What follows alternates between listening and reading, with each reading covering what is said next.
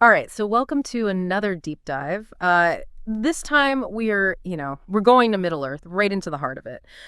Specifically, chapter 13 of Fellowship of the Ring. It's called Many Meetings. Now, I know, when you hear meetings, you think, oh, no, not meetings. But I got to tell you, this chapter is way more than just like hobbits sitting around, catching up. This is like the foundation, you know what I mean? Tolkien sets up everything that's going to happen later on, like both the plot, but even like the bigger ideas he's trying to get across. You hit the nail on the head. What makes this chapter stand out is how Tolkien starts with something really simple, right? Frodo's just chilling, recovering in Rivendell, but he uses that to like dive into some deep stuff, right? Loss, change, how beauty can still exist even when everything's going dark. Yeah. So like the chapter opens with Frodo waking up in Rivendell. He just escaped the Black Riders, that whole Ford of Bruin thing. And Tolkien, man, he doesn't hold back. He paints this picture of Rivendell. It's like stepping into this secret valley where time just like slows down. It's more than just pretty scenery though, right? Oh, absolutely. Tolkien's choosing every word carefully here. He wants you to feel peace.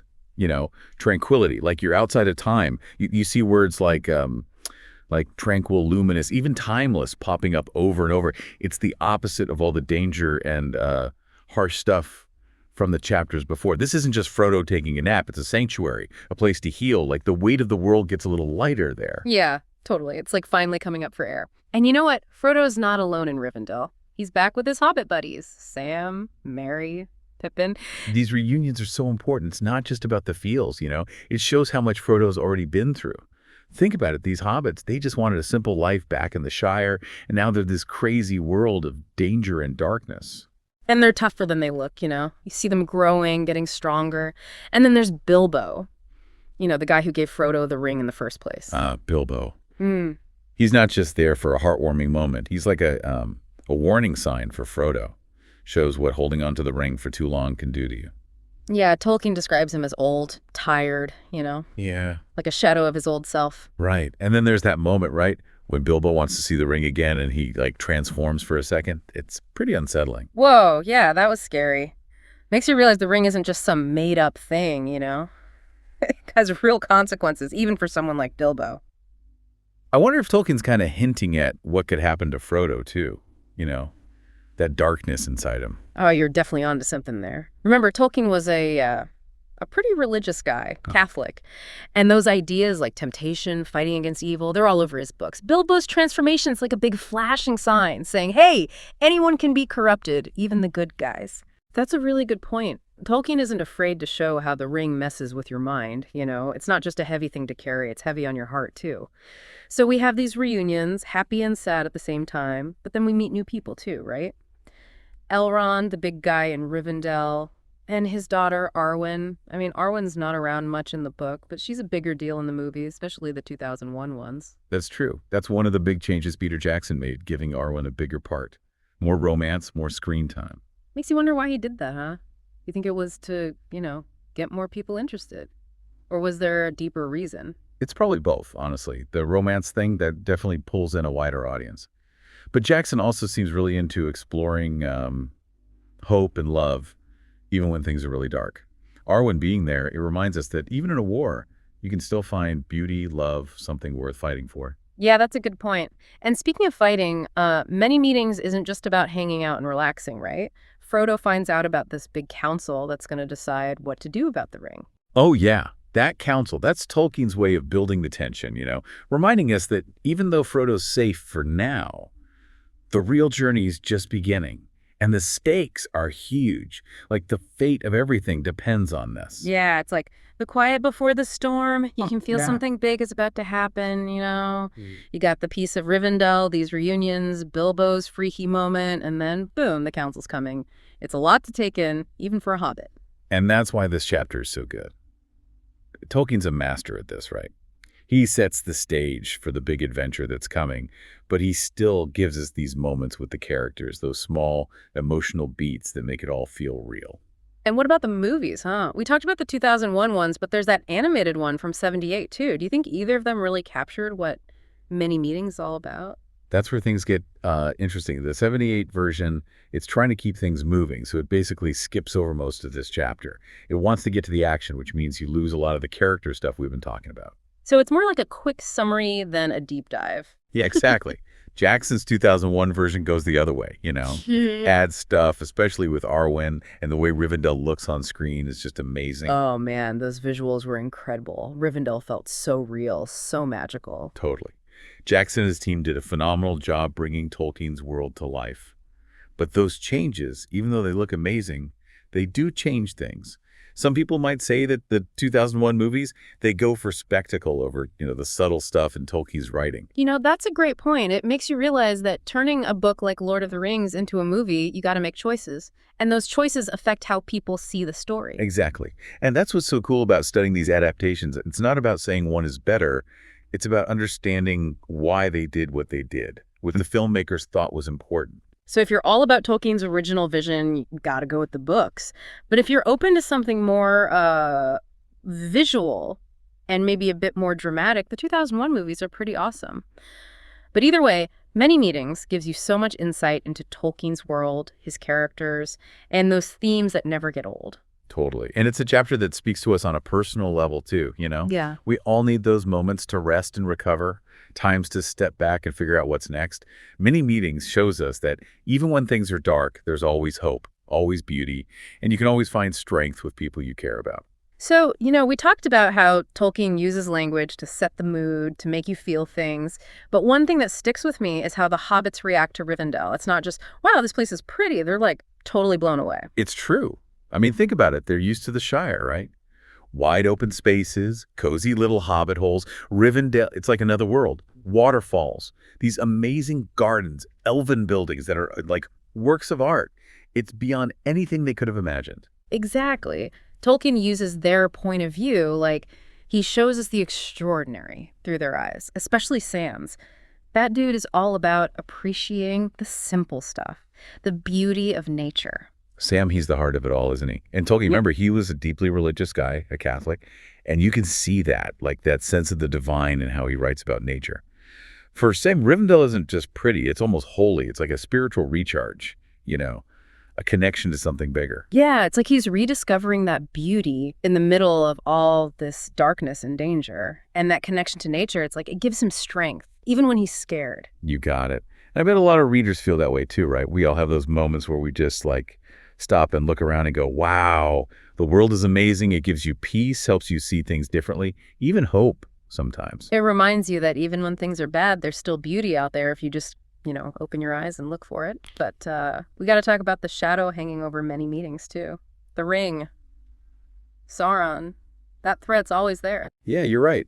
Rivendell is a break, a safe place for a while. But Frodo's still carrying that burden. The ring, it never stops trying to get inside his head, to twist his thoughts, make him want things he shouldn't. And it's not just Frodo. Bilbo, remember? That moment when he, flips out for a second? The ring's power is messing with him, too.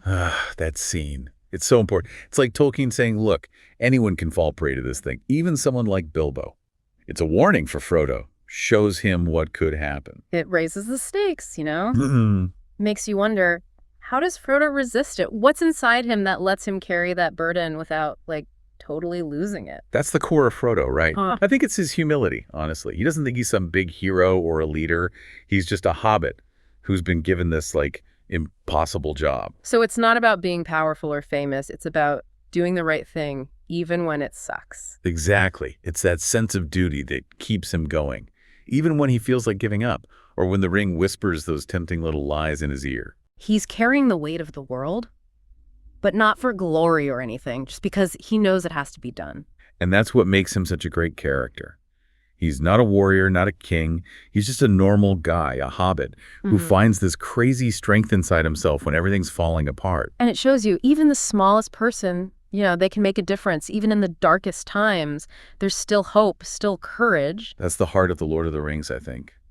Good versus evil, the power of friendship, never giving up, and the world, how beautiful it is, even when things are tough. But Tolkien doesn't hit you over the head with it, He uses all these symbols, he drops hints about what's coming, and his words, man, they just paint this whole picture in your mind. And that's why people keep coming back to The Lord of the Rings, right? There's always something new to find, some deeper meaning you didn't catch before. Speaking of deeper meaning, what are you guys thinking out there listening? What really stands out to you about many meetings? What's making you go, I wonder, as we dig into this chapter? Are you drawn to Rivendell, Frodo's journey? What about the elves and how their world is, like, fading away? Or maybe it's all the symbols and layers of meaning that Tolkien hides in his writing. Take a second, think about it. What really hits home for you in many meetings? How does it connect to your own life, your own experiences? Because that's the magic of stories, right? The connection they make between you and the words on the page. They spark your imagination, make you think about the world in different ways. That's what the deep dive is all about. Going deeper, looking for those hidden meanings, and then sharing what we find with you. So as we keep going with many meetings, keep those questions in mind. Look for those moments where you feel that connection, that spark of understanding. It's those moments that make Tolkien's work so brilliant. And on that note, let's talk about the elves, their world, their role in all of this. We'll be right back after a quick. Okay, so we're back, and we were just talking about how Tolkien uses nature to, explore these bigger ideas, right? But with the elves in this chapter, I don't know, there's this, sadness about them that really got to me. Yeah, and it's kind of strange, right? I mean, they live in this amazing place, Rivendell. It's like nothing bad could ever happen there. But you can feel it, like a sadness just under the surface.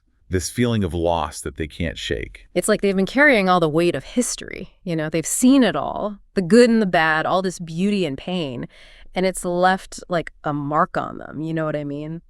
That's a really good insight. Remember, Tolkien's elves, they're not just mythical creatures. They're tied to Middle-earth itself, to its fate. They've seen civilizations rise and fall. They've watched how magic comes and goes. And now, as the Third Age is ending, they feel like their time is ending too. So it's not just them feeling sad. It's like they're connected to this bigger change that's happening all over the world. They're fading, becoming less real as men start to take over. And that's what makes many meetings so powerful, I think. It's like a snapshot of a world that's changing, where the old ways are disappearing and something new is coming. It's like you're standing right there, feeling the winds of change blowing through Middle-earth. And I think Tolkien wants us, the readers, to feel that too. To understand that nothing stays the same forever, not even a place as beautiful and magical as Rivendell. But even though they're fading, there's this nobility to the elves, a wisdom and grace that makes you, I don't know, it's both beautiful and sad. For sure. And that's what makes them so interesting. They represent the past, a time when the world was younger and magic was everywhere. They also have something to teach us, Even when things are changing, even when you lose something, there's still beauty to appreciate and wisdom to learn. So as we wrap up our deep dive into many meetings, think about this. We talked about the plot, the characters, how Tolkien uses language. But maybe the most important thing is how this chapter makes us think about, our own place in the world. Yeah, it's like we're all part of this big story, one that's been going on for ages and will keep going after we're gone. And just like the characters in many meetings, we have to decide how we deal with the tough stuff, how we handle change. We can choose to see the beauty around us, even knowing that it won't last forever. We can find strength in our friends, in our communities, and we can try to make things better, even in small ways, when we see darkness and bad things happening. That's a powerful message. And it still hits you, even after all these years since Tolkien wrote it. Thanks for joining us on this deep dive into many meetings. I hope you enjoyed it and that maybe you see this chapter in a new light now. And keep the conversation going. Talk about it. Ask questions. Share your favorite moments from many meetings. Let's keep exploring, keep thinking, keep those brains working. See you next time. Happy reading.